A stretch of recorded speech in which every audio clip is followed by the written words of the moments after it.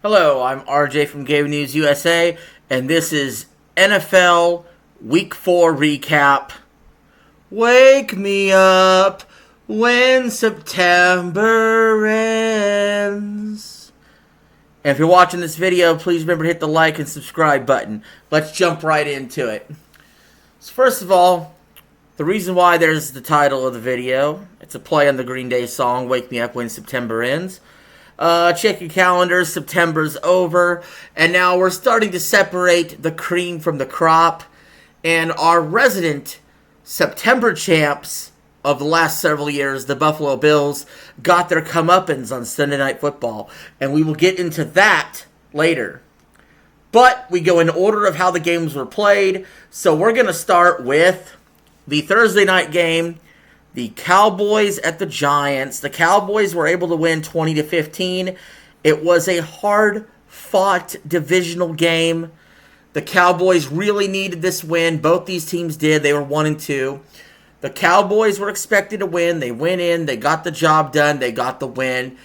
However, Micah Parsons came off the field with an injury, so we'll have to keep that in mind. Luckily for the Cowboys, they'll have extra time off before their next contest. The Giants, I got to give credit where credit's due. Daniel Jones is not playing that bad. Not as bad as he was last year, but they're still not very good. And so I don't know what to do about the Giants. They do need to move off of Daniel Jones regardless after this season. But they're never going to get shit fixed until they fix their offensive line. That's just the truth. All right. So now we're getting into the Sunday slate of games, starting with the games in the early window. The Falcons were able to defeat the Saints 26-24 in another hard-fought divisional battle. The Saints, after starting red-hot 2-0, have dropped the last two in close contest. The Falcons are really starting to come into their own. That NFC South is looking awfully competitive. Then we got the Rams and the Bears. Both these teams really needed this win badly. They were both 1-2, I believe, going into this game. And the Rams have been decimated with injuries. And for Chicago, we're looking to see that rookie step up, Caleb Williams. And we're still looking for him to step up because he didn't really have a flashy performance. However, the Bears were able to win the game 24-18, thus putting the Rams in a very dire situation at 1-3. And the Bears still have a pulse. Next up, we got the Vikings at the Packers. And boy, oh boy, this was the NFL's version of the Alabama-Georgia game, wasn't it? The Vikings were up 28-0 on the Packers. The Packers slowly kept crawling their way back in the game, but were not able to win. The Vikings were able to prevail 31-29 in a game that was way closer than it ever should have been. However, the Vikings have the most impressive resume in the NFL so far. They beat the Giants in week 1. Then back-to-back weeks, they beat the 49ers and they blew out the Texans. Then they went into Green Bay's place with Jordan Love coming back and was able to beat them too. They've impressed me the most of any NFL team so far this season. The Packers are definitely going to be a threat in the NFC North and a threat in the NFL to make the playoffs. They're not going anywhere, folks. Then we have the Colts defeating the Steelers 27-24, ending the Steelers' undefeated season. Finally, after I pick against them every single week, and yet they win. Anthony Richardson went down with a shoulder injury, and as per usual, his backup comes in and plays better than him. So something to keep in mind going forward as the Colts get the victory there. Next up, we have an absolute offensive struggle of a game. The Broncos were able to edge out the Jets 10-9. The Jets were an absolute clown show in this game, despite the fact that they're playing at home against a rookie quarterback and a Broncos team that isn't that good, that are still suffering from Russell Wilson's contract hit. The Jets were only able to muster up 9 points. So many offensive penalties, to the point where the head coach said after the game, it's Aaron Rodgers' fault for the cadence. And Aaron Rodgers said it was the other player's fault. And then people on TV laughed at the coach for saying it was about the cadence. I actually agree with the head coach. That Aaron Rodgers cadence is getting them to jump off sides more than the opposition. It's got to stop. People spend too much time on the cadence. Just hike the fucking ball and run the fucking play. But either way, not on the same page. Sad to see, because the Jets, maybe people thought had turned the page after they decimated the Patriots. Clearly haven't. They're going to be up and down all year. Must-see TV regardless to see how this turns out. Broncos looking up. Started 0-2. Now they're 2-2. They got a defense at least. Offense has some work to do, but they got a defense. Next up, we have Eagles versus Bucks. The Bucks were able to win 33-16. Look, here's the truth. The Eagles are still in a funk. The Eagles still are having a coaching problem. Even when they do win in a game that's close, everybody still feels a little uneasy about dealing with Sirianni and the coaching staff and the lack of leadership going on there. Philly is on shaky ground, especially in the NFC, where many other good teams are starting to emerge, including one from their own division, that we'll talk about here in a little bit. But Jalen Hurts has to get his turnover problem under control. The defense has to do a better job at being able to stop anything. And the Bucks, man, for the most part, every single game, they look red hot on offense. They're looking good in a very competitive NFC South. They seem to have the Eagles' number in Tampa, especially. Then next up, we have Bengals versus Panthers. This was a must-win. An absolute must-win for the 0-3 Bengals. And they delivered. They delivered on this win. Joe Burrow looked good. The offense has looked good all year, except for the Patriots game. They scored 34. They held Carolina to 24. They were able to get the first win of the season, which is almost crazy to actually utter those words at the end of September for the Bengals. The Panthers are definitely more competitive with Andy Dalton at quarterback than Bryce Young, but they're still going nowhere in a hurry, especially, like I said, in a good NFC South. But the Bengals have a large hill to climb, and it doesn't get any easier, considering they pretty much have all their division opponents left to play, which could be a good or bad thing, depending how this shakes out. When you saw off 0-3, there was no expectations of you making the playoffs. Only 6 teams have ever done it before, and we'll see if the Bengals are special enough to be the 7th team. I believe they have the capacity to do so, if the defense could hold up just a little bit. Then next up, we have the winless Jags, the other team that was a paper tiger last week. The winless Jags at the Texans, they had a lead late, but C.J. Stroud strolled in and did his little magic, and the Texans walk out with a win, leaving the Jags to be the last winless football team in the NFL. People are calling for Doug Peterson's job. People are worried that Trevor Lawrence is a bust. The ceiling is falling in Jacksonville. Meanwhile, the Texans, all in all, yes, they took a blowout loss to the Vikings, who are undefeated, by the way. But the Texans are 3-1, and they're sitting pretty in their division. They don't have too much to worry about with the Titans and the Colts. They look about as notched up to win their division as any team in the NFL already. Now we got some later window games. Washington blew out the Cardinals 42-14, and I am feeling sky-high good about this Washington team. Sitting at 3-1, you got the shaky Cowboys and the shaky Eagles below them, and this rookie QB, Jayden Daniels, is lighting up the scoreboard. His completion percentage is extremely high. You gotta love to see it. You know, somebody that can run the way he does and complete at such a high percentage. You're looking at the rookie of the year right there, folks, the way that he's playing. And you're looking at the team that I believe should win the NFC East now, based on how they're playing. Blowing out the Cardinals in Arizona. The Cardinals are no joke. They may not have a record to show for it. They're a real team that have been competitive and they've won games too. But Washington completely clowned them. And Washington's definitely a team you can not take seriously the rest of the year. 49ers blew out the Patriots 30-13. I don't have much on this game. It was a get-right game for the Niners. The Patriots are slowly finding out who they are as the time goes on. They're not very good.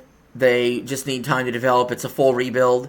I don't know how long Jacoby Brissett has before they go to the rookie, but they will go to the rookie at some point. Watch and see.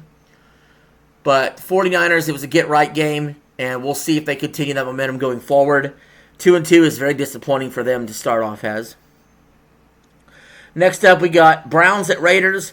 The Raiders were able to pull off a win. The Raiders go to 2-2. A sneaky good 2-2, beating the Browns and Ravens. The Browns are not that good. They're kind of disappointing. They have a good roster, but again, everything is clouded by this quarterback thing. Deshaun Watson, is he actually good anymore? A lot of people don't think so. I don't think he's good anymore. I think he's cooked. I think that his time away from the game obviously hurt him. I don't think he has the love for the game. Just looking at him, to be honest with you. I know I can't search a man's heart, but damn it, I feel like I almost know it. But Raiders with the win. Then next up, we had Chiefs-Chargers. Chiefs win 17-10. I saw the Chargers make a ton of mistakes as far as time management goes and clock management and game management. Surprising to see from a Harbaugh-ran team. You know, the Chargers were up 10-0 on this. And if you do think the NFL is rigged, well, check out this stat. Patrick Mahomes is 12-0 once he comes back down from exactly 10 points. And guess what he did here? Came back down from exactly 10 points and won the game 17-10. However, again, the Chiefs were able to win an ugly game. They're 4-0. They are right now the number one seed in the AFC. They are the back-to-back defending Super Bowl champions. Yet you can't help but shake the feeling that this can't go on, or that they're going to at some point lose some of these games. The law of averages at some point has to catch up with these guys, right? Or am I crazy? But they took a real blow on offense. Rashee Rice got injured by his own quarterback trying to make a tackle on a player that intercepted the football. Mahomes lowered his helmet and landed right into the knee of Rashee Rice, and I have no idea how long he'll be out for, but in Andy Reid's words alone, he said it didn't look good. So Rashee Rice taking a serious injury. They're already out without Pacheco. We're going to see. Can these Chiefs keep winning despite all the adversity? We'll find out. It's crazy, but it keeps happening. And speaking of things keep happening, every year, the Buffalo Bills come into a season.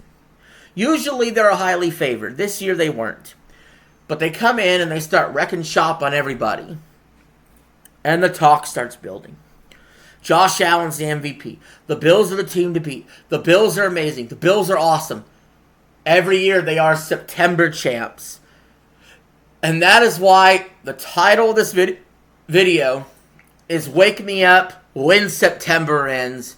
Because the Bills just got their wake-up call. The Ravens came in and smacked them around 35-10. Derrick Henry with 199 yards rushing, including an 86-yard touchdown. For all of those that thought Derrick Henry was probably washed up after week 1 when you saw him running into a brick wall over and over again, wrong. Derrick Henry, still in his prime, still awesome, still great. The Ravens are catching fire. A lot of people are saying the Ravens might be the best team in the NFL, even though they're 2-2. This Ravens team looks scary. We saw this exact Bills team the previous week blow out the Jaguars 47-10, and now they lose to the Ravens 35-10. What is happening? I'll tell you what is happening. September's over. They've been woken up. The Bills lost. The Bills are going to do Bills things. They always have. They always will. Even if they make it to the playoffs, Patrick Mahomes will probably still break their heart because they are the Bills. And that brings us to our Monday night doubleheader. Titans at Dolphins. Titans were able to win 31-12. Miami's given up on the season. The second Tua went down. Even before that, they were losing the game to the Bills in week 2. Miami's given up on the season, clearly. There was a lot of dysfunction on the sideline. Tyler Huntley apparently forgot how to play quarterback in football. Mike McDaniel apparently can't work with any other quarterback but Tua. because every other quarterback he's put out there but Tua sucks, including Tim Boyle or Skylar Thompson. It's not working. It's not working. Bring in Ryan Tannehill. I don't know. Do something. Actually adjust your offense to the quarterback that you're playing has, and play better defense. Tackle. Do something. Dolphins. I know you're 1-3 right now, and your only win was against the hapless, winless Jags in Week 1. And since then, you got blown up by the Bills, and now you've lost to the lowly Titans, who also were winless, in your own house by nearly 20 points. It's embarrassing. You should be embarrassed as an organization. We saw the Packers starting quarterback go down, and they were able to win 2 games without Jordan Love. Tua goes down. Immediately, the entire franchise folds. Maybe Tua is worth the $60 million, because without Tua, the Dolphins are nothing. They have Tyreek Hill and Jalen Waddle and A-Chain on their team. All this speed, all the space they could do, and they just can't get him the fucking ball to save their life. It's straight embarrassing to see. It makes Tyreek Hill want to get traded back to Kansas City, and on a minimum deal if possible, because he's just so sick and tired of being sick and tired of this Miami franchise blowing game after game after game after game by not being mentally and physically prepared to play, especially in prime time. Pathetic. Titans getting the first win. Mason Rudolph looked better in there than Will Levis. They're not going anywhere anytime soon, so they'll enjoy their one spotlight of fame on national television this year. And the other Monday night game that was actually good, we had the Seahawks at Lions. Lions win 42-29. Jared Goff set an NFL record, 18 for 18 passing, 100% completion with that many passes attempted. Never been done before in the history of the NFL. Let me repeat, 100% completion percentage for Jared Goff, scoring 42 points. The Lions' offense looks amazing. They can run the ball. Jared Goff's obviously being smart with the football.